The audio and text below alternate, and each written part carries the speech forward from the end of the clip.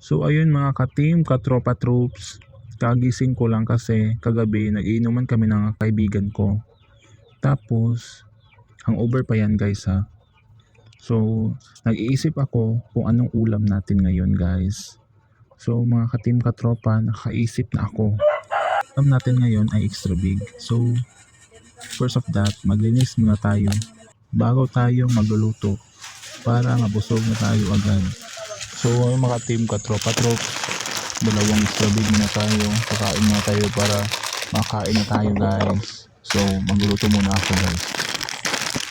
So binukbuksan muna natin yung extra big para magluluto natin yung noodles ng extra big mga ka-team tropa.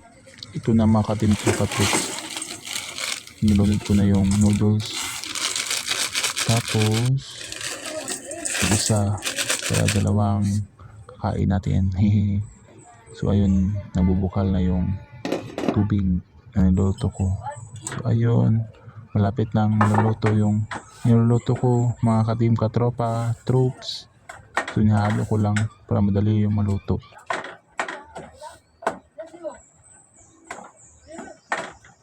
So ayun na guys, tapos na yung niluto ko.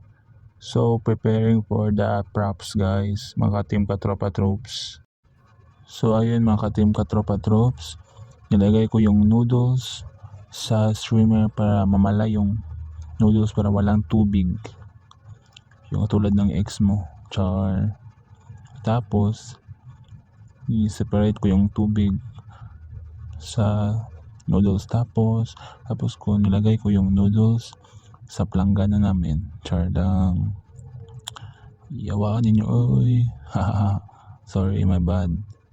So tapos we're going to mix natin yung mga sauce and powder guys. Mga ka-team, ka-tropa troops, minimix ko na yung noodles tapos yung mga sauce niya, powder, kasi ready to eat na tayo kasi super gutom na guys, kasi nung oras na 9 na or 10 na pa. Yun, tapos na yung niluto natin. So ready to eat na tayo guys.